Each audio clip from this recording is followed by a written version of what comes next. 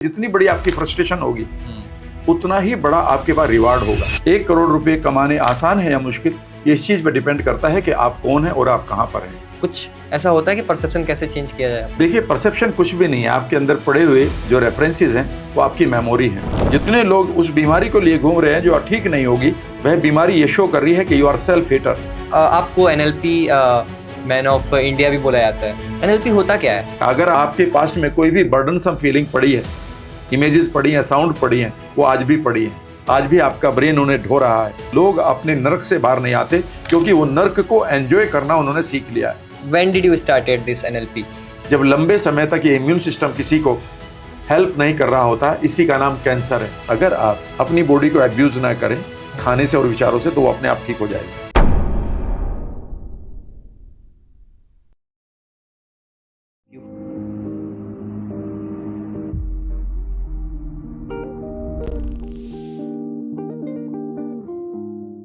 Hello everyone, कैसे हैं आप लोग? We are back again with a new podcast. Iron Man, Superman, Thor और न जाने कितने ही सुपर हीरोज के बारे में हमने सुना है, स्क्रीन में देखा है, लेकिन आज हमारे साथ है द रियल सुपर ह्यूमन। इन्हें एनएलपी मैन ऑफ इंडिया भी कहा जाता है। आपके विचार आपके जीवन में क्या इंपैक्ट लाते हैं? कैसे वो एक लूजर को विनर में कन्वर्ट कर सकते हैं? कैसे वो फेलियर को सक्सेस में कन्वर्ट कर सकते हैं? ये इस पॉडकास्ट में जानेंगे। कैसे गट हेल्थ, कैसे इम्यून सिस्टम, कैसे हमारी बॉडी, कैसे हमारा थॉट और बॉडी अलाइन होते हैं। इस पॉडकास्ट में इन सारी बातों को बहुत ही बारीकी से समझेंगे और ये समझेंगे कि सब कुछ हमारे अंदर है और कैसे इन अंदर की शक्तियों को यूज करके हम अपनी लाइफ को और बेटर बना सकते हैं। So please welcome none other than doctor Ram Verma. Thank you very much sir for joining the podcast. Thank you very much. Sir, जैसे एक वाक्य है कि मन के जीते जीत और मन के हारे हार। हाँ। और मन बनता है विचारों से। तो क्या विचारों में इतनी शक्ति होती है कि फेलियर को सक्सेस में और एक लूजर को विनर में कन्वर्ट कर सकता है? पूरी तरह से। अगर आप विचारों की बात करें तो एक छोटी सी कल्पना से सब कुछ बदल जाता है। अगर इस समय आप कल्पना करें कि आपके सामने आपका मनपसंद खाना रखा है तो मुंह में पानी आ गया, यानी कि आपके अंदर की जो ग्लैंड्स है वो एक्टिवेट हो गई। अगर आप ये मान लें कि आपके पीछे इस समय कोई कोबरा वगैरह चल रहा है तो ये विचार आपको डरा देगा और आपकी पूरी बॉडी की जो बायोकेमिस्ट्री है वो बदल जाएगी। अगर आपको ये मालूम है कि अब जो भी मैं करूँगा उसमें मैं सक्सेसफुल हो जाऊँगा, तो आपके एक्शंस बदल जाएंगे। और यही तो हमारी सक्सेस का एक बड़ा रीज़न भी है कि जब आप अपनी सर्टेनिटी को अपनी फ्यूचर टाइमलाइन पर देखने लगते हैं। लोगों से मैं यही तो कहता हूँ कि अगर मन के जीते जीत है तो उस जीत के लिए मन को अगर ट्रेंड करना है, वो इसी तरह से करना है कि आप अपने फ्यूचर में उस निश्चितता को, उस सर्टेनिटी को देखना शुरू करें जिसको आप चाहते हैं। मानो वो हो गई है, ये मत देखिएगा कि वो कैसे होगी, बस वो हो गई है। एक बार इस नज़रिए से जीवन को देखना शुरू करें कि जिस तरह से देखो कल आपके लिए भी आएगा, मेरे लिए भी आएगा। और हम एक सर्टेनिटी में जी रहे हैं कि tomorrow sun will come for us, yes और नो। कल भी हमारे लिए पानी मीठा रहेगा, कल भी हमारे लिए हवा चलेगी, कल भी हमारे लिए सूरज निकलेगा। यस। जब हमारे पास ये निश्चितता है तभी तो आज हम इस पॉडकास्ट को कर रहे हैं, तभी तो हम एक फ्लैट बुक करते हैं, तभी तो हम आगे बढ़ने की बात करते हैं। याद रखिएगा, जब आपके पास सर्टेनिटी हो किसी चीज़ के फ्यूचर में, यह विचार ही सबसे बड़ा आपके साथ एक कह सकता हूँ कि गोल्डन विचार है। गड़बड़ी हो जाती है कि लोगों को जब हारते हैं ना वो मन से, वो अपने पास्ट को एक तो रियलिटी बना लेते हैं कि भाई मैंने पास्ट में भी कुछ नहीं किया, प्रेजेंट में मैं घिरा हुआ हूँ, और फ्यूचर को अनसर्टेन देखने लगते हैं। इसीलिए मैं लोगों से कहता हूँ जो भविष्य की संधि विच्छेद करें तो वो भव ईस्ट है। भव ईस्ट यानी कि घटित करना, और ईस्ट मीन्स जो डिवाइन है। जब आप एक कल्पना करते हैं कि मेरे साथ ये होना चाहिए और उसको बार बार देखते हैं, तो आपका रेटिकुलर एक्टिवेटिंग जो माइंड के अंदर एक पार्ट है वो एकदम से इग्नाइट हो जाता है, वो अवेकन हो जाता है, वो जागृत हो जाता है और आपको उधर ही लेकर जाता है और आप जीतते हैं। सर, लेकिन अभी आपने पास्ट की मेमोरीज और उसके बारे में बात किया कि पास्ट के जो एक्सपीरियंसेस हैं उससे हम थोड़ा अनसर्टेन हो जाते हैं फ्यूचर के बारे में। अब ये पास्ट की मेमोरीज ही हमारे उस मतलब एक्सपीरियंसेस जो होते हैं वो हमारे थॉट्स में कन्वर्ट होते हैं। हाँ। जैसे डर, अगर मुझे बहुत ज़्यादा डर के माहौल में मेरा बचपन बीता है तो मैं आगे भी डरूंगा। इमोशनल का माहौल हो गया, ऐसे करते करते और फिर उन्हीं विचारों के साथ मैं आगे की ज़िंदगी जीना शुरू करता हूँ। यस, ठीक एग्जैक्टली। है, अब उन विचारों को ऐसे चैनलाइज करना कि मैं जीत सकता हूँ या फिर कुछ पॉजिटिविटी में चैनलाइज करना बहुत मुश्किल होता है। हाँ, ये मुश्किल तब तक है जब तक कि आप माइंड को प्रोग्राम करना नहीं जानते। मैं 94 तक, जब मैं 93 तक बल्कि, और उससे भी 1 साल पहले जाऊं जब मैं NLP मेरी लाइफ में आई थी 92 में, तब तक मैं भी यही मानता था कि ये बीमारियां कभी नहीं जाएंगी, जो डॉक्टर मुझे कहते थे। ओके। यहाँ पर आपने 2 बातें कही हैं। उनमें से एक बात है कि पास्ट के जो हमारे अनुभव हैं, इन्हें हम रेफरेंसेस कहते हैं। तो रेफरेंसेस, और ये रेफरेंसेस कि हम मेरे साथ क्या क्या हुआ है और मैं कितनी बार फेल हुआ हूँ, या मेरी आइडेंटिटी बन गई कि मैं फेलियर हूँ। मैं 20 बार अगर मैं धोखा खाया हूँ तो मेरे पास एक रेफरेंस आ गया कि लो दुनिया धोखेबाज है। और यह याद रखिएगा, ये रेफरेंसेस ही हमारे जीवन को फैब्रिक का रूप देता है। जो जीवन का जो फैब्रिक है वो हमारे रेफरेंसेस हैं। जो आपके पास रेफरेंसेस हैं, आप उन्हीं को ही लेकर ये मान लेते हैं कि मैं फ्यूचर में यही करूँगा। इसलिए जीवन में हमेशा पहला काम है कि आप अपने पास्ट की जो मेमोरीज हैं उनको इस तरह से चैनलाइज करें। यहाँ पर मैं एक छोटी सी टेक्निक बता सकता हूँ अपने दर्शकों को। जरूर। देखिएगा, जब पास्ट है ना, ये इसको हिंदी में हम भूतकाल कहते हैं। इसका मतलब है काल का भूत, काल का भूत, यानी कि समय का जो भूत का मतलब जो है नहीं, पर है तो इतना स्ट्रॉन्ग है कि वो आपके सर पर बैठा हुआ है। कई बार आप लोगों से कहते हैं यार चलो इस काम को कर लेंगे, तुम कुछ कर सकते हो, फिर वो क्या कहता है, अरे भाई तब तुम नहीं जानते हो कि मैं किस सिचुएशन से गुजरा हूँ, तुम नहीं जानते मेरे साथ क्या हुआ है। वो अपनी मिजरेबल कंडीशंस को आपको बताता रहता है। क्या, यानी कि उसके पास जो रेफरेंसेस हैं पास्ट के, वो इतने स्ट्रॉन्ग पड़े हैं कि वहाँ से वो निकलता ही नहीं है। जबकि मैं लोगों से कहता हूँ कि पास्ट को आप 1 मिनट में ठीक कर सकते हो।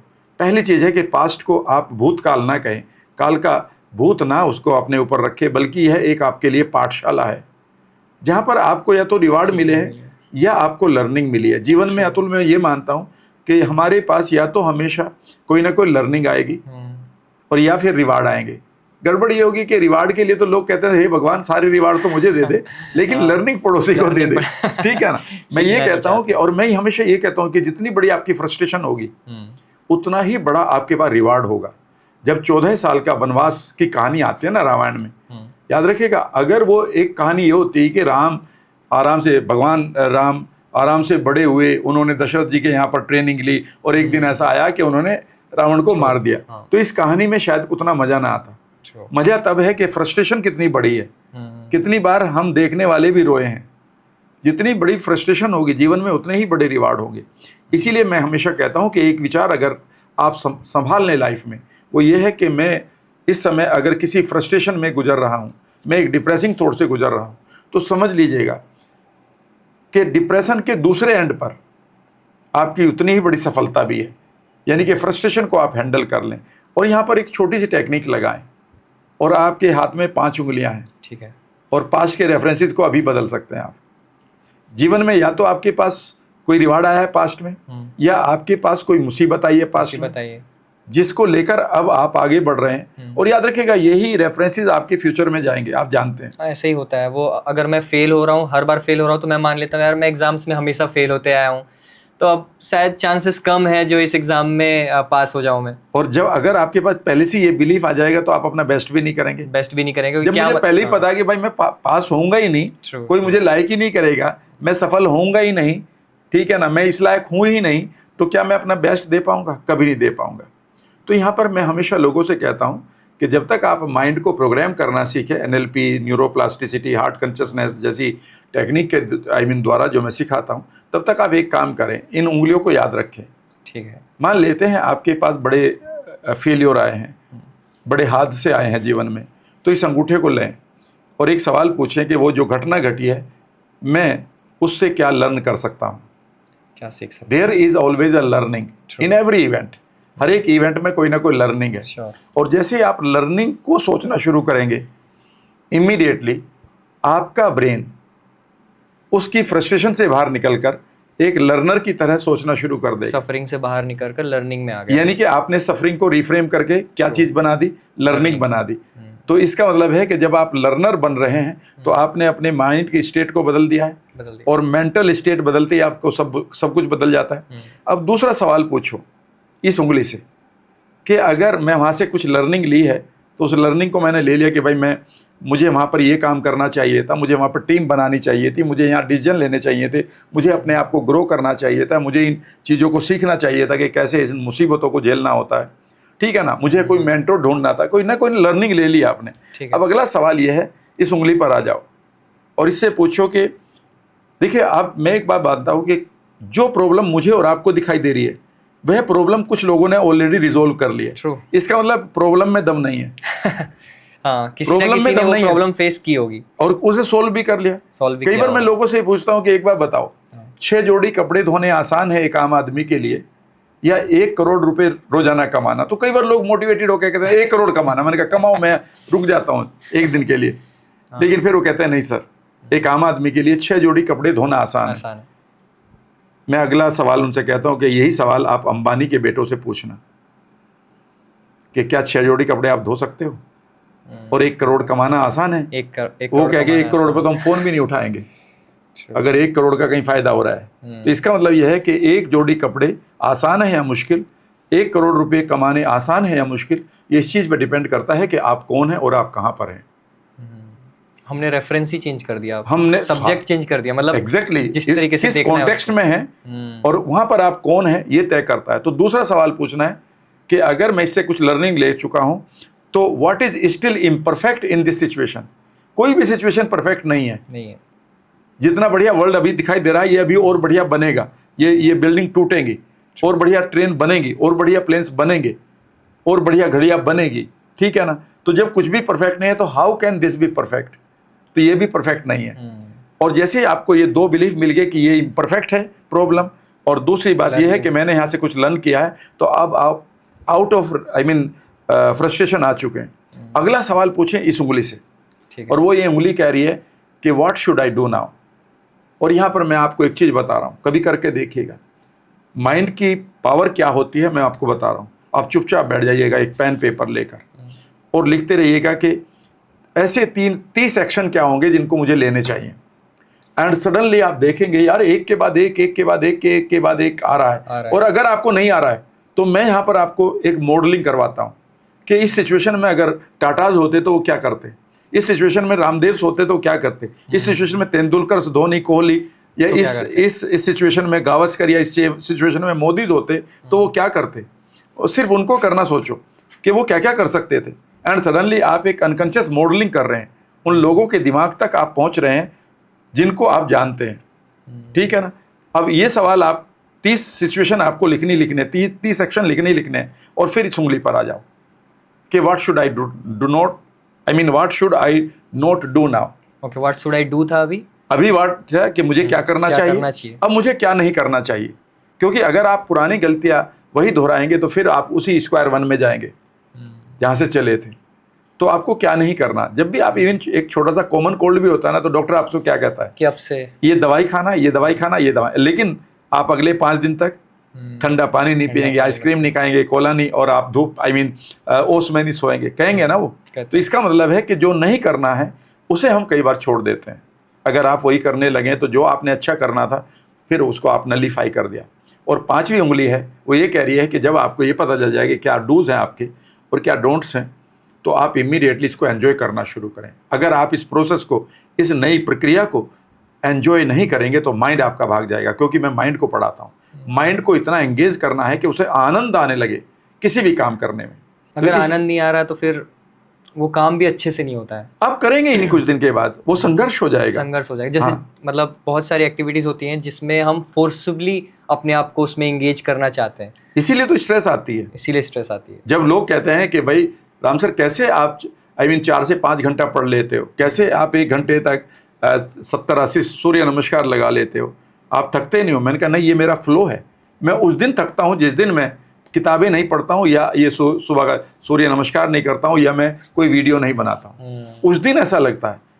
तो बेसिकली मेरा जो काम करना है वही मेरा कंफर्ट जोन है। जब मैं काम नहीं कर रहा हूँ, जब मैं नहीं पढ़ रहा हूँ, जब मैं अपनी सेहत के लिए चीज़ें नहीं कर रहा हूँ, जब मैं अपने ऑडियंस के लिए नए कंटेंट तैयार नहीं कर रहा हूँ, वो मेरे लिए एक तरह से बर्बादी जोन है। तो मैं कंफर्ट जोन में रहता हूँ हमेशा। और कंफर्ट जोन क्या है कि जहाँ पर भी फील्ड मिला मैंने दौड़ लगानी शुरू कर दी, जहाँ पर भी किताब मिली मैंने नोट्स बनाने शुरू कर दिए। ये मेरा कंफर्ट जोन है। तो ये तो आपको डिफाइन करना है कि आपका कंफर्ट जोन क्या है। सर ये तो बाकी बहुत सारे लोगों के लिए संघर्ष होता है कि 4 घंटे पढ़ना, फिर ये करना वो करना, लोग इसको एज अ वेरी मतलब टाइट स्केड्यूल मानते हैं। अब ये उनका परसेप्शन है, ये तो सारा कुछ परसेप्शन के ऊपर ही तो है कि 6 जोड़ी कपड़े आसान है धोने के, 1 करोड़ कमाना आसान है। ये तो आपका परसेप्शन है। और याद रखिएगा, जो आपका परसेप्शन है तो वही आपकी रियलिटी है, आपकी रियलिटी है। यानी कि perception is more important and stronger and more powerful than your reality. आपने ये मान लिया कि इस अंधेरे में यहाँ पर भूत है, बस ये आपका परसेप्शन, रियलिटी है आपकी। जैसे ही आप उसमें जाएंगे तो आपकी हार्ट बीट बढ़ेगी बढ़ेगी। आप लॉजिकली कितना भी रोशनी में कहते रहो नहीं नहीं अंधेरे में कुछ नहीं होता, लेकिन अंधेरे में जाते ही आपका सबकॉन्शियस एकदम से एक गेम खेलेगा। जो ओवर ईटिंग वाले लोग हैं या जो अल्कोहलिक होते हैं, जो सिगरेट वाले लोग होते हैं, उन्हें पता होता है सुबह 4-6 बजे 8 बजे कि दारू पीनी गलत है, लेकिन शाम के 5 बजे तक, और उसके बाद फिर मन करने लगता है और वो कहता है कि सबकॉन्शियस अब कह रहा है कि पी ले, और अगले दिन फिर कहता है I should not have done it. समझ गया ना मेरी बात? Perception is more powerful than the reality. अब सवाल उठता है कि आप अपनी रियलिटी क्या बना रहे हैं। एनएलपी में हम रियलिटी को तो चेंज करते हैं जो आपकी पड़ी हुई है।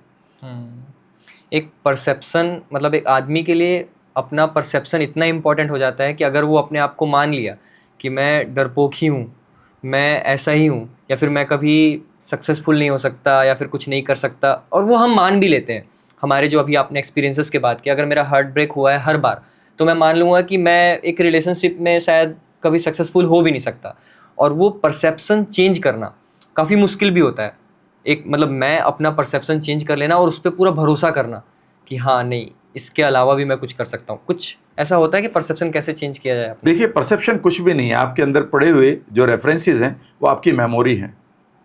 आपको पता है कि भाई इस सिचुएशन में लोग इस तरह से सफ़र करते हैं, या मेरी सेल्फ इमेज, हम अगर परसेप्शन की बात करें ना, हमारी जो अंदर की खुद की छवि है ना, जो ये तय करती है कि मैं इस काम को कर पाऊंगा या नहीं कर पाऊंगा।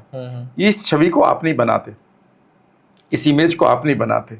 ये 6 साल की उम्र तक ये सोसाइटी आपकी इमेज को पूरी तरह से डिस्टोर्ट कर देती। मैं नहीं कह रहा हूँ, ये साइकोलॉजी में लिखा है कि 6 साल की उम्र तक हम अपनी सेल्फ इमेज को बर्बाद कर चुके होते हैं। कैसे? फॉर एग्जाम्पल, आप आराम से पढ़ रहे थे और एक दिन आपकी टीचर ने कहा कि 2 + 2 = 2 बताओ कितना होता है, और अभी आप LKG UKG में तो आपने लिख दिया 2 + 2 = 5।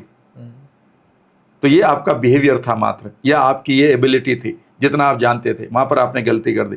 लेकिन इस छोटी सी गलती को वह बिहेवियरल मिस्टेक नहीं मानते हैं, वह एबिलिटी की मिस्टेक नहीं मानते, वह आपको एक आइडेंटिटी देते हैं, यू आर स्टूपिड।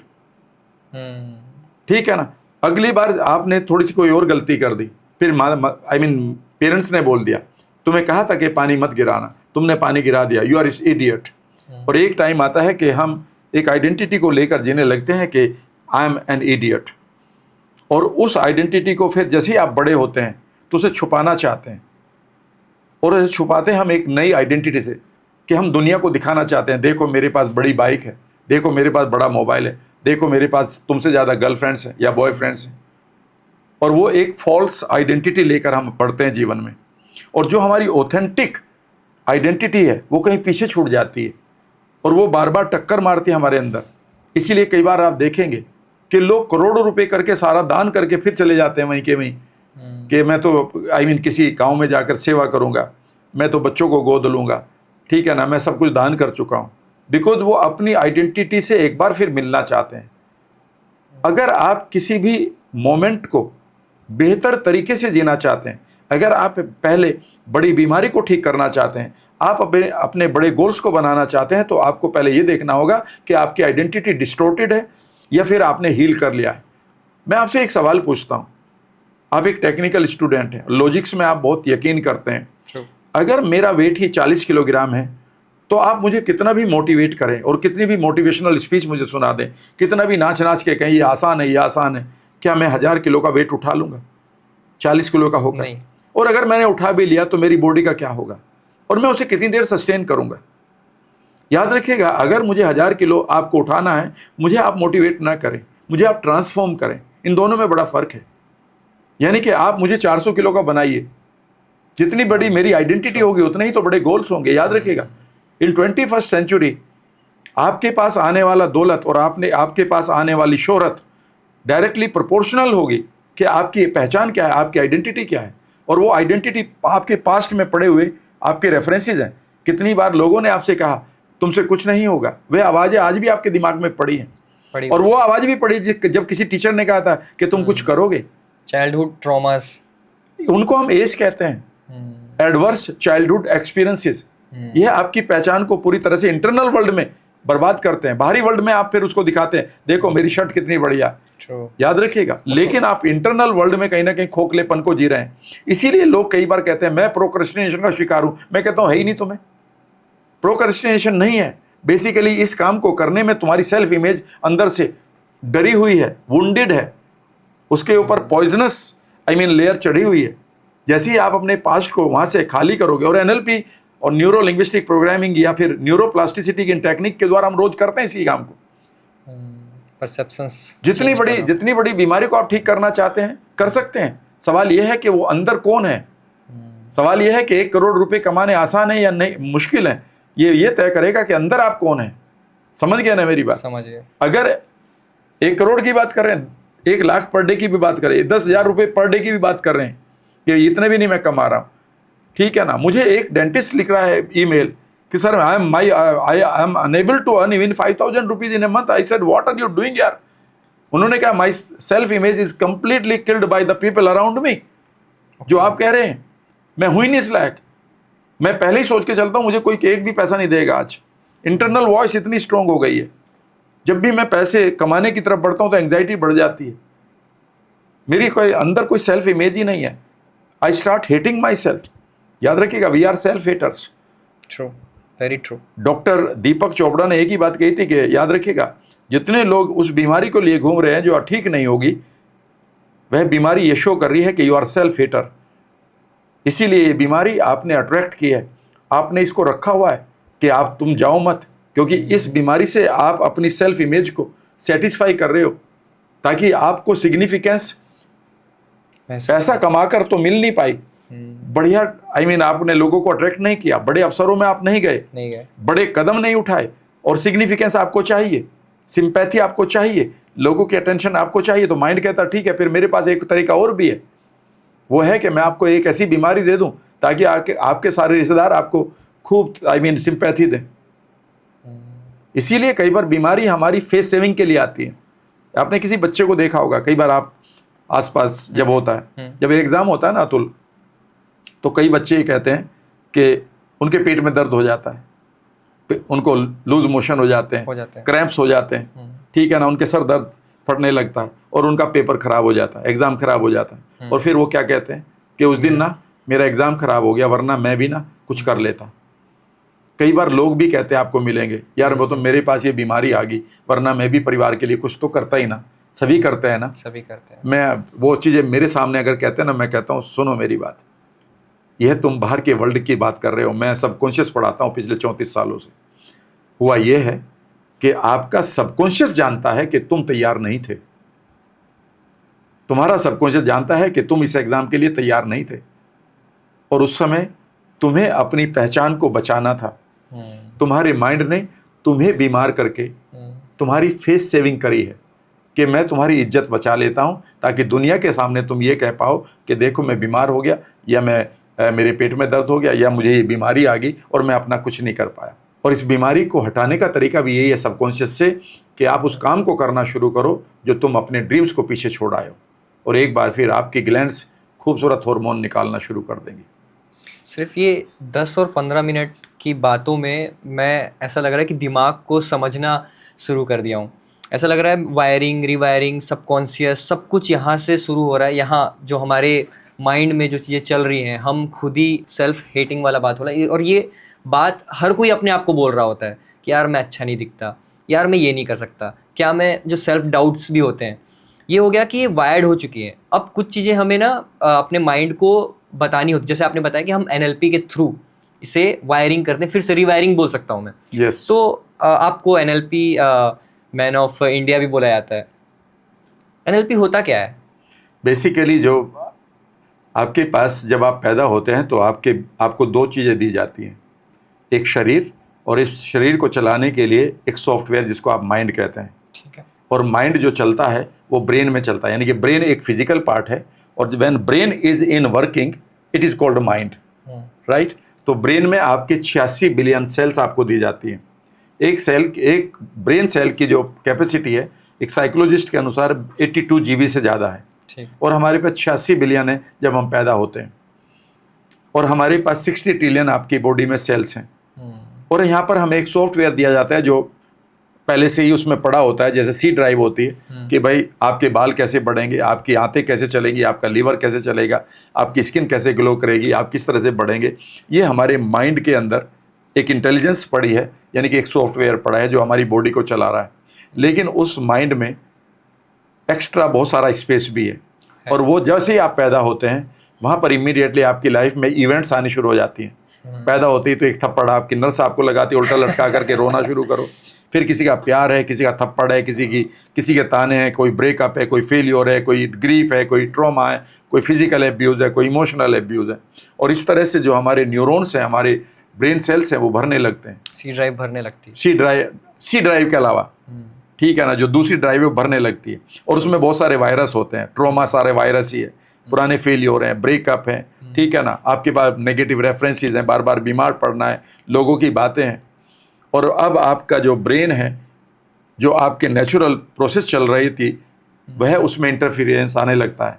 यानी कि कई बार आपको कोई बात याद आई तो आपका हार्ट बीट बढ़ गया, कई बार आपकी डायबिटीज़ ऊपर आई, शुगर ऊपर चली गई, कई बार आपकी बीपी ऊपर हो गया, कई बार आपकी नींद गायब हो गई, कई बार आप इंटरनल साउंड्स को बजाते जा रहे हैं कि मैं कुछ नहीं कर पाऊंगा, अब क्या होगा, हे भगवान, मैं तो आई एम नॉट ओके। अब यहाँ पर NLP आती है, इसका पूरी फॉर्म है न्यूरो लिंग्विस्टिक प्रोग्रामिंग। ये बेसिकली आपके क्या क्या करती है, आपके जितने भी न्यूरॉन्स हैं, आपकी जितनी भी मेमोरी हैं, जितने भी परसेप्शन हैं, आप देखेंगे कि वो तीन चीज़ों में पड़े हैं। पहली है कि उसमें कुछ विजुअल्स पड़े हैं। ठीक है। अगर आप कोई भी घटना याद करें अपनी लाइफ की, ठीक है ना, किसी फ्रेंड के साथ अच्छी बातें आपने करी है, ठीक है ना, आपका कोई और गहरी इवेंट है आपकी, चाहे वो निगेटिव है या पॉजिटिव, तो आप पाएंगे कि वहाँ कुछ फ्रेम आना शुरू हो गया ना। और अगर मैं आपसे कहूँ कि ये फ्रेम यूजुअली आपको कलर्ड मिलेगा, नहीं कि ब्लैक एंड वाइट, कई बार ये बहुत नज़दीक दिखाई देगा और इसमें कुछ आवाज़ें भी होंगी। और जैसे जैसे आप इस फ्रेम को देखना शुरू करेंगे तो अचानक आपकी फीलिंग बदलने शुरू हो जाएगी। अगर उसमें आपको इंसल्ट किया गया तो अभी आपको बोझ भी महसूस होना शुरू हो जाएगा। तो आप याद रखिएगा, जो परसेप्शन है वो 3 जगह से पड़ा है। उनमें कुछ विजुअल्स हैं, नंबर 2 उनमें कुछ साउंड्स हैं, और नंबर 3 उनकी कुछ एक फीलिंग्स यानी कि सेंसेशंस आपकी बॉडी में। अब समझने की कोशिश करिए, अगर आपके पास्ट में कोई भी बर्डनसम फीलिंग पड़ी है, इमेजेस पड़ी हैं, साउंड पड़ी हैं, वो आज भी पड़ी हैं, आज भी आपका ब्रेन उन्हें ढो रहा है, वही याद रखेगा। हो सकता है कि 10 साल पहले वो घटना घटी हो, 10 कैलेंडर बदल गए आपके जीवन में, लेकिन वो घटना आज भी है। और आपका माइंड उसे मानो वो अब घट रही हो उस तरह से ले रहा है, रिवाइव करता है पूरा फ्रेम। ठीक है ना। याद रखिएगा, NLP ये करती है कि आप अगर जो भी बेकार की चीज़ें हैं उन्हें आप अपने माइंड से कंप्लीटली इरेज कर सकते हैं। अच्छा, जी हाँ, कर सकते हैं आप कभी भी। यह टेक्निक्स अवेलेबल हैं न्यूरोप्लास्टिसिटी की, NLP की, हार्ट कॉन्शियसनेस की, फ्रंटल लोब एक्टिवेशन की। ये सारी मेमोरी आपको यहाँ दिखाई देंगी, बिल्कुल फ्रंटल लोब पर पड़ी हुई। आप उन आवाज़ों को म्यूट कर सकते हैं और नई आवाज़ें उनकी जगह डाल सकते हैं। अगर आपको आवाज़ आ रही है कोई एग्जाम को देखकर, यार आई कांट डू इट, आप इस आवाज़ को बदल सकते हैं, yes I can do it. और अगर आपको फीलिंग आ रही है कि किसी भी जगह पर कि मुझे तो डर लग रहा है, इन फीलिंग्स को आप इरेज करके नई फीलिंग्स को इम्प्लांट कर सकते हैं। तो याद रखिएगा, इरेजिंग द पास्ट परसेप्शन और unwanted perception and implanting the new perception that you want is called NLP। और इसमें मॉडर्न साइंस जो है हमारी न्यूरो साइंसेज को, जिनको मैं लगाता हूँ, इसलिए मैं अब NLP नहीं NLP 2.0 पढ़ाता हूँ। यानी कि जो 10 साल आगे तक की मैंने चीज़ें ली हुई है, उसमें मैंने इवन गट को भी जोड़ा हुआ है, क्योंकि गट आपका सेकंड ब्रेन है। तो आप इस ब्रेन को छोड़कर इस ब्रेन से अकेले काम नहीं चला सकते, क्योंकि ये दोनों ब्रेन और इवन थर्ड ब्रेन भी है जिसका नाम है हार्ट। याद रखिएगा, इसको हम INS कहते हैं, इंट्रिंसिक नर्वस सिस्टम, इसे हम ENS कहते हैं, एंटेरिक नर्वस सिस्टम, और इसको हम CNS कहते हैं, सेंट्रल नर्वस सिस्टम। तो इनमें से कोई भी, अगर कोई भी ब्रेन आप नहीं पढ़ा रहे हो या पढ़ रहे हो, तो याद रखिएगा आप फिर वहीं पहुंच जाएंगे। यानी कि जो मेमोरी मैं अगर हटाऊं आपकी, लेकिन आपके हार्ट ने उसको एक्सेप्ट नहीं किया, आपके गट ने एक्सेप्ट नहीं किया, तो वो मेमोरी फिर लौट कर आ जाएगी। फिर लोग कहेंगे जी आपकी टेक्निक काम नहीं करती, हिप्नोसिस काम नहीं करती, क्योंकि आपने एज ए होल को टच नहीं किया। कुछ लोग इन मेमोरीज से, इन थॉट्स से बहुत कंफर्टेबल भी हो जाते हैं। People like to be in suffering, they want to change also, but they kind of they enjoy it. मतलब लोनली होना, मतलब लोनली होना नहीं बोलूँगा मैं बोलूँगा कुछ थॉट्स ना, हम सेल्फ पिटी थॉट्स रहते हैं, but still we like to be in that situation कि ठीक है, कंफर्ट बोल सकता हूँ मैं। बेसिकली अतुल, ये इसलिए होता है कि हमारे पास 4 ह्यूमन नीड होती हैं। ठीक है। अगर कोई भी एक्शन हमारी किसी ह्यूमन नीड को पूरा करता है तो हम उससे कभी बाहर नहीं आते। फॉर एग्जाम्पल, मुझे स्ट्रेस हो रही है और मुझे रिलीफ चाहिए, तो रिलीफ बेसिकली ह्यूमन नीड है। और उस रिलीफ को पाने के लिए मान लेते हैं मैंने सिगरेट पी ली किसी के कहने से, अरे पियो ना, स्ट्रेस खत्म हो जाएगी, और मुझे सचमुच में स्ट्रेस खत्म होगी, ठीक है ना, और तो मुझे रिलीफ मिल गया। अब मेरे माइंड ने इमीडिएटली पकड़ लिया कि जब भी इसे स्ट्रेस आएगी मैं इसे क्या याद दिलाऊंगा, कि सिगरेट। तो cigarette has become my relief now, ठीक है ना। अब मैं सिगरेट छोड़ना चाहता हूं, बट फिर मुझे रिलीफ कहां से मिलेगा। ऐसी ही दूसरी है, पहली हमारी ह्यूमन नीड है कि हम पेन से प्लेजर की तरफ जाना चाहते हैं। दूसरी ह्यूमन नीड है कि हम नएपन की तरफ जाना चाहते हैं, इसलिए आप नए गोल्स बनाते हैं, नए फ्रेंड्स बनाते हैं, नई ड्रेसेस खरीदते हैं, नए पंगे लेते हैं जीवन में, ठीक है ना। तीसरी चीज़ है, जब सबसे इंपॉर्टेंट है, वो है सिग्निफिकेंस। कई बार हमें बीमार पड़कर सिग्निफिकेंस मिलती है, क्योंकि लोगों का प्यार वैसे नहीं मिलता कई बार। तो बीमार पड़ते हैं तो लोग पूछने आते हैं, गेट वेल सून के मैसेज आने लगते हैं। और चौथी चीज़ है ह्यूमन नीड में बीइंग लव्ड। जब भी आप अपनी मिजरेबल कंडीशन में रहते हो, उस मिजरेबल कंडीशन से आपने कोई ना कोई रिवार्ड लेना शुरू कर दिया है। इसीलिए याद रखिएगा, लोग अपने नर्क से बाहर नहीं आते, क्योंकि वो नर्क को एंजॉय करना उन्होंने सीख लिया है। True. इस पार तुम हो मधु है प्रिय, उस पार न जाने क्या होगा। हरिवंश राय की एक कविता है कि इस पार तुम भी हो, खुशी भी है, ठीक है ना, उस पार न जाना क्या होगा। और एक कहावत इंग्लिश में, इसका जो इंग्लिश का जो ट्रांसलेशन है वो ये है कि non devil is better than unknown devil, कि यार इस मुसीबत में रहना तो मैंने सीख ही लिया ना, अब मैं सुधर के क्या करूं, और सुधर के भी कुछ नहीं हुआ तो बात तो सही है। तो वो उधर जाता ही नहीं है, यानी कि वो अपनी मिजरीज को ही अपना पोजेशन बना लेता है। ये बहुत इंपॉर्टेंट है। People make their miseries there possession, कि ये मेरा खिलौना है, इससे वो बाहर नहीं आते। और उनके पास इतने सारे रेफरेंसेस होते हैं कि वो, आप उनसे कहो यार इससे बाहर आ जाओ, देयर इज एन अपॉर्चुनिटी, मैं तुम्हारी हेल्प कर दूंगा, किसी से करवा दूंगा। लोग मुझसे लड़ने लगते हैं, how can you remove my painful memory, लड़ने लगते हैं। मैं कहता हूँ सर मैं पैसे नहीं ले रहा हूँ इसके, जब मैं फ्री वर्कशॉप में कराता हूँ लड़ने लगते हैं। अगर मैं लोगों से कई बार कहता हूँ कि ये जो डिजीज है ना आपकी, ये क्योरेबल है, और मैं आपके तरीके भी बता सकता हूँ, भले ही होना या ना हो, आपका भी इसमें चाहिए, लड़ने लगते हैं। हाउ कैन यू से दिस डिजीज इज इनक्योरेबल, तुम क्या फला डॉक्टर से बड़े होगे। मैंने कहा नहीं सर, मैं बड़ा नहीं हुआ, पर मैं जानता हूँ कि आपके अंदर एक इननेट हीलिंग पावर है, वह प्रूव हो चुकी है, लेकिन वो मानते ही नहीं, because they have started liking their disease, बिकॉज वो ये मानते हैं कि मेरी सेल्फ इमेज ऐसी ही है, मैं ऐसा ही हूँ। जो इंटरनल वर्ल्ड की जो सेल्फ इमेज है उससे बाहर ही नहीं आते हो। बाकियों को इस सेल्फ इमेज और इनसे बाहर लाना कब स्टार्ट हुआ आपके लिए? Like when did you started this NLP? ये जर्नी कैसे शुरू हुई? Like I want to no.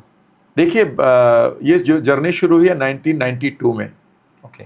उस समय मुझे रूमेटॉइड अर्थराइटिस हो गया था। अच्छा। और there is a town nearby, वो मेरा होम डिस्ट्रिक्ट है मुजफ्फरनगर, वहाँ पर एक बहुत बड़े डॉक्टर हैं, ठीक है ना, ऑर्थोपेडिक सर्जन है, and he used to like me because I was a medical representative at that time.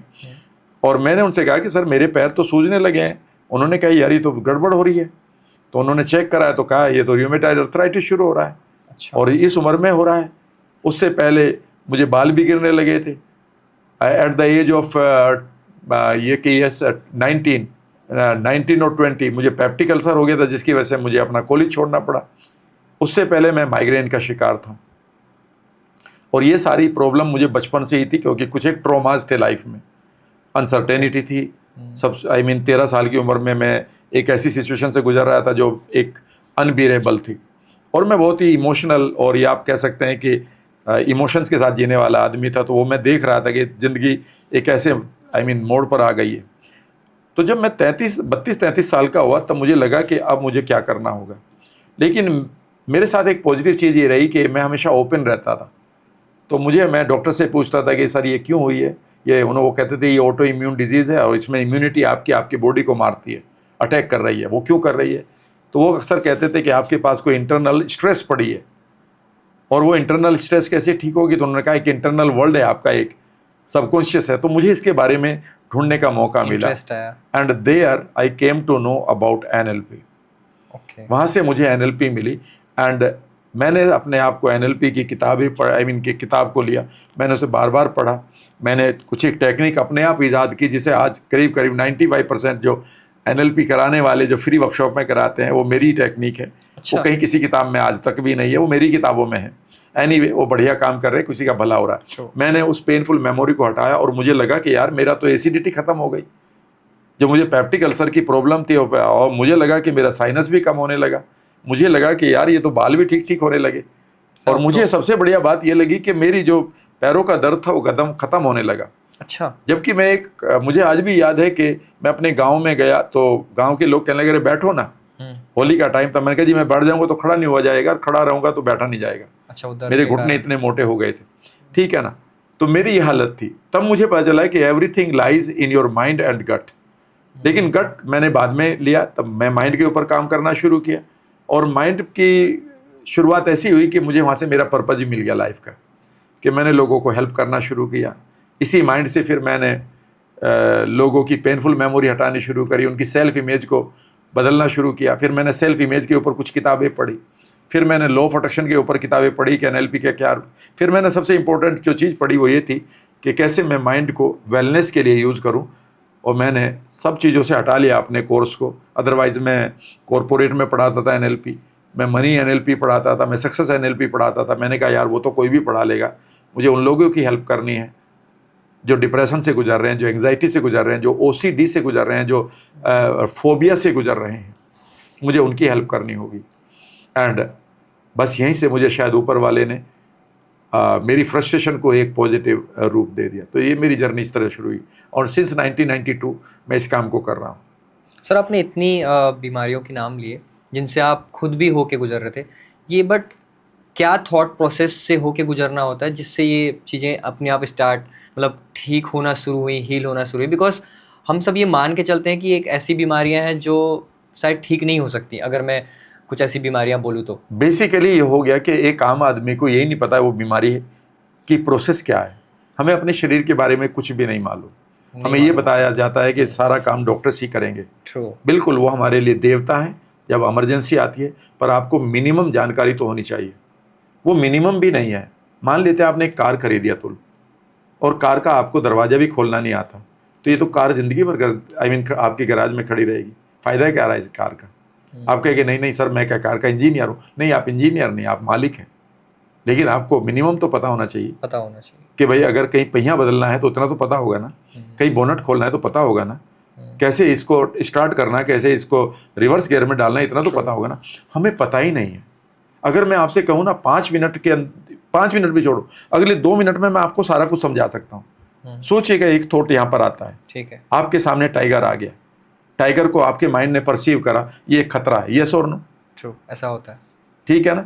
खतरा जैसे ही वो परसीव करेगा, बॉडी रिएक्ट करना शुरू करेगी। बॉडी से पहले मैं बताता हूँ, आपके पास आपके ब्रेन में 2 सेंसर लगे हुए हैं, उनका नाम है एमिगडाला, बादाम जितने बड़े होते हैं। अच्छा। एक भाषा में एमिगडाला का मतलब भी बादाम ही होता है। ओके। तो बादाम जितने 2 सेंसर्स होते हैं, और एकदम से वो परसीव कर लेते हैं कि हमारी स्टेट बदल रही है और हम खतरे में हैं, और ये आपके सिक्योरिटी गार्ड हैं, और ये इमीडिएटली अपने सिक्योरिटी ऑफिसर को बताते हैं, जो पूरी बॉडी को कंट्रोल करती है ग्लैंड जिसका नाम है हाइपोथैलेमस, और उसकी दूसरी ग्लैंड है उसकी के साथ समझ लीजिएगा पिट्यूटरी। ये दोनों को ही हम क्राउन चक्रा कहते हैं। और जैसे इनको पता चलेगा हम खतरे में हैं, ये आपकी बॉडी में एक क्रिएट करेंगे स्टेट को जिसका नाम है fight and flight. Fight and flight, या तो आप लड़ो इस टाइगर से या भागो, और ये तो अच्छी बात है। लेकिन पता है ये क्या करेंगे इसके बाद हमें नहीं मालूम। अगर इसके बाद मैं आपको बताऊं तो आप कहेंगे यार ये तो कुछ भी नहीं बचा। ये ग्लैंड्स इमीडिएटली आपको बचाना चाहती है, और ये अब आपकी एड्रेनल ग्लैंड को, जो जहां पर कोर्टिसोल निकलता है, जिसको हम स्ट्रेस केमिकल कहते हैं, जो हमारी लाइफ सेविंग केमिकल है, उसे कहेगी कि भैया एकदम से आप कोर्टिसोल रिलीज करो, और इसे कहेगी वो नर्वस सिस्टम के द्वारा। तो यहाँ से एक थॉट जाएगा जिसको हम वेगस नर्व कहते हैं, और वेगस नर्व 1 सेकंड में उसको आपको फ्रैक्शन ऑफ सेकंड में आपके एड्रेनल ग्लैंड से कोर्टिसोल निकाल देगी। कोर्टिसोल जैसे ही ब्लड में जाएगा, सारी की सारी जो सेल अपना काम कर रही थी, सुनिएगा मेरी बात, आपकी 60 ट्रिलियन सेल काम कर रही थी, कि बालों की सेल अपना बायोटिन बना रही थी, आपकी स्किन की सेल आपका कोलाजन बना रही थी, इलास्टिन बना रही थी, आपकी मसल्स की सेल आपके लिए एक्टिन बना रही थी, आपकी जो इम्यून सेल वो आपकी अपनी एंटीबॉडीज बना रही थी, अपना सेल सारी काम कर रही थी। उनका बेसिक काम यही है। हमारी सेल जितनी भी हैं वो एक प्रोटीन मेकिंग मशीन है, और हमारी बॉडी में हमारी सेल 1,40,000 तरह की प्रोटीन बनाना जानती है। वो अपना काम कर रही थी, लेकिन जैसे ही कोर्टिसोल आया तो वो क्या करेंगी, वो अपना काम छोड़ देंगी, क्योंकि उन्हें एक अलार्म मिल गया कि हम खतरे में हैं।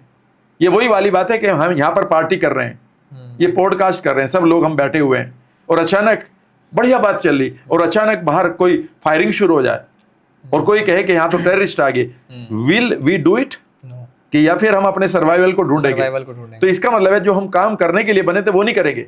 वही आपकी सेल पर होता है। अब आपकी सेल जो है वो प्रोटीन नहीं बनाएगी जो उनको बनाना था, वो बनाएगी जो नहीं बनाना था, जिसको हम सर्वाइवल प्रोटीन कहते हैं। याद रखिएगा, कैंसर में डॉक्टर इसको चीपर प्रोटीन कहते हैं कि आपकी सेल बना रही है। अब आपकी इमीडिएटली क्या करेगा, अब यहाँ पर 2-3 चीजें समझा देता हूँ। ठीक है। जैसे आपकी बॉडी में कोर्टिसोल फैला, आपके पास एक प्रतिरोधात्मक शक्ति है जिसको आप इम्यूनिटी कहते हैं। इसके ऊपर बहुत बातें चल रही पैंडेमिक के बाद, इम्यून सिस्टम। आपका जैसे इम्यून सिस्टम को पता चलेगा, जो आपकी आंतों पर है 70% इम्यून सिस्टम आपकी आंतों पर है, 30% रेस्ट ऑफ द बॉडी में, यहाँ पर भी है, यहाँ पर सब पूरी बॉडी में। तो इम्यून सिस्टम इमीडिएटली जब उसे पता चलेगा कि हम खतरे में हैं, उसे वेगस नर्व के द्वारा इंफॉर्मेशन मिलेगी, कोर्टिसोल के द्वारा इंफॉर्मेशन मिलेगी, तो वो 3 तरह से रिएक्ट करेगा। नंबर 1, वह सप्रेस हो सकता है, यानी कि वो डर गया, फोबिक एक्सपीरियंस में आ चुका, वो फोबिया में आ चुका, और उसने अपने आप के घुटने टेक दिए। अब खुद सोचिए कि अगर पूरे शहर की police, CRPF, defence system zero हो जाए, सिर्फ 2 आतंकवादी बर्बाद करने के लिए काफ़ी है, यस और नो। और ये बिल्कुल यही हमारे साथ होता है कि जब हमें कोई भी बैक्टीरिया अटैक करता है, उस बैक्टीरिया से कम 1 लाख गुना मजबूत है हमारी इम्यून सिस्टम की सेल्स। ये मैं नहीं कह रहा हूँ, डॉक्टर दीपक चोपड़ा को पढ़िएगा कभी। लेकिन उस समय वो बैक्टीरिया हमें क्यों मार देता है, कई बार जान ले लेता है ना, इसलिए कि जो इम्यून सिस्टम है वो अपने घुटने टेक कर बैठा हुआ है। याद रखिएगा, जब लंबे समय तक ये इम्यून सिस्टम किसी को हेल्प नहीं कर रहा होता, इसी का नाम कैंसर है। क्योंकि कैंसर की सेल्स रोजाना हमारी बॉडी में हजारों में बनती है, और रोजाना हमारी बॉडी जो हमारी इम्यून सिस्टम है, natural killer cells, NK cells, उसको खाती रहती है। ये प्रोसेस है। इस समय मेरी बॉडी में बन रहा है, सबकी में बन रहा है, ये तो नेचुरल है। लेकिन जब अगर एक दिन सफाई कर्मचारी बंद कर देना इस शहर को, तो लग जाते हैं ना ढेर। तो वो इसका मतलब है, ये पहला रूल है। तो दूसरा रूल है कि इम्यून सिस्टम ओवर रिएक्ट कर सकता है। इस ओवर रिएक्शन को एलर्जी कहते हैं, कि कभी छींक आ रही, कभी साइनस भर रही है, कभी पूरी बॉडी में रैशेज हो रहे हैं, कभी खुजली हो रही है, ठीक है ना, कभी ऐसा लग रहा है कि एलर्जी अटैक पड़ रहा है आपको। और तीसरा इससे भी खतरनाक है, वो ये है कि ऐसे में ये इम्यूनिटी, यानी कि ये वाइट ब्लड सेल्स प्लस दूसरे इम्यूनिटी के जो हमारे एलिमेंट्स हैं, वो ओवर रिएक्ट से भी आगे चले जाएं, वो कंफ्यूज हो जाएं, और कंफ्यूज होकर वो अपने ही बॉडी को मारने लगते हैं, ये मानते हुए कि शायद यही जिम्मेदार है। और अगर वो बालों की जड़ों को मारने लगे तो इसको एलोपेशिया कहते हैं। थायराइड को मारने लगे तो इसको थायराइड कहते हैं, जो हर तीसरे आदमी को हमारे देश में होने लगा। स्किन को मारने लगे तो इसको सोराइसिस कहते हैं। अगर ये इम्यूनिटी के सिपाही आपके जोड़ों की सेल्स को मारने लगे लेमैन लैंग्वेज में, तो इसको र्यूमेटॉइड अर्थराइटिस कहते हैं। अगर ये बीटा सेल्स को मारने लगे जो पैनक्रियाज की है, तो इसका नाम डायबिटीज़ 1 है। और अगर ये आपके इंटरनल सिस्टम को मारने लगे तो इसका नाम SLE और लूपस जैसी बीमारियां हैं जो जानलेवा है। याद रखिएगा। अब आप कहेंगे कि साहब ये तो सारा का सारा काम ही इम्यून सिस्टम का हो गया। और दूसरी बात, ये तो इतना ही हुआ है। जैसे ही आप इस फाइट एंड फ्लाइट मोड में आएंगे, एक बात और सुन लीजिएगा कि इमीडिएटली आपका जो लीवर है उसके पास हमेशा एक्स्ट्रा शुगर पड़ी होती है, लेमन लैंग्वेज में समझा देता हूँ, वो 70-80 टू अप टू 100 ग्राम बताते हैं डॉक्टर्स, उसमें से वो एकदम से शुगर आपके ब्लड में डालता, रश करना ये मानते हुए कि या लड़ाई के लिए आपको पावर चाहिए, यस और नो। ट्रू होता है। लेकिन सही तो बात यह है कि टाइगर तो अब है नहीं हमारी लाइफ में, लेकिन उसकी साड़ी मेरी साड़ी से सफ़ेद कैसे, ये स्ट्रेस जरूर आ गई। यहाँ पर ना तो आप भाग रहे हैं ना लड़ रहे हैं, और वो जो शुगर आपकी डाली गई है वो एकदम से आपके शुगर लेवल को बढ़ा रही है। इसे हम डायबिटीज़ 2 कहते हैं। Diabetes 2 is not a disease, it is the response of the body of some fears that you are passing through, चाहे वो आपके गट से आ रहा है गलत खाने से या विचारों से। दूसरा, जैसे ही आपके सामने ये फाइट एंड फ्लाइट मोड आएगा, आपकी हार्ट बीट बढ़ जाएगी और आपकी जो आर्टरीज हैं वो श्रिंक कर जाएंगी, ताकि दूर तक जेट के साथ ब्लड को पहुंचाया जा सके डीप टिश्यूज़ में, हाथों के और पैरों के, ताकि आप बढ़िया तरीके से दौड़ लगाएं या लड़ें। ठीक है ना। तीसरी चीज़ है कि आपका इमीडिएटली आपका जो गट है वह ओवर रिएक्ट करना शुरू कर देगा। इसीलिए कई बार डर में देखोगे ना, बटरफ्लाई शुरू हो जाती है गट में। और ये सारी की सारी बीमारियां हैं। यह 1-2 घंटे के लिए चलता तो ठीक है, गड़बड़ ये होगी कि ये हमारी जीवन में 24/7 ये स्ट्रेस जो चल रही है, हमारी अंदर की सारी जो बायोकेमिस्ट्री है वो बदली हुई है, और ये बीमारी है। अगर आप अपने माइंड को यहाँ से फ्री कर लें रोज़ाना सोने से पहले, आप उन परसेप्शन को ज़ीरो कर लें NLP से जो आप 20 साल से लिए घूम रहे हैं, आप अपने फ्यूचर की एंग्जाइटी को अगर आप ठीक कर लें, और आप अपने जो गट के जो सेंसर्स हैं उनके साथ बढ़िया सा ताल्लुक़ कर लें, अपने गट को समझ लें कि गट में क्या है, तो याद रखिएगा माइंड और गट ही पूरी बॉडी को चला रहा है। गट आपको एनर्जी दे रहा है जब खाना आप खाते हैं, और आपकी बॉडी को जो कमांड मिल रही है वो माइंड से मिल रही है। इसके अलावा तीसरी चीज़ बता दो, तो अगर आप जीवन में किसी भी बीमारी को इनसाइड आउट ठीक करना चाहते हो तो NLP में इतना ही तो करना है कि यहाँ पर आपके पास पेनफुल मेमोरी पड़ी, एंग्जाइटी पड़ी है, बेकार की बातें पड़ी, पास्ट की, प्रेजेंट बचपन के चाइल्डहुड एक्सपीरियंसेस पड़े हुए हैं, अनसर्टेनिटी पड़ी फ्यूचर की, किसी रिश्ते में आप फंसे पड़े हैं, तो वहाँ पर आपकी लाइफ में कोई नार्सिसिस्ट पाल रखा अपनी लाइफ में आपने, जो रोज़ाना आपको ड्रामे से अपने परेशान कर रहा है। तो जैसे ही आप स्ट्रेस फ्री होंगे और उधर आप अपने खाने की क्वालिटी को एक बार पढ़ना शुरू करें, किताबें बहुत अच्छी हैं, आपको पता चल जाएगा क्या खाना क्या नहीं खाना, आप अपने आप को हील कर सकते हैं। बॉडी अपने आप को कभी हमेशा हील करना चाहती है, इसे हम होम्योस्टेटिस कहते हैं।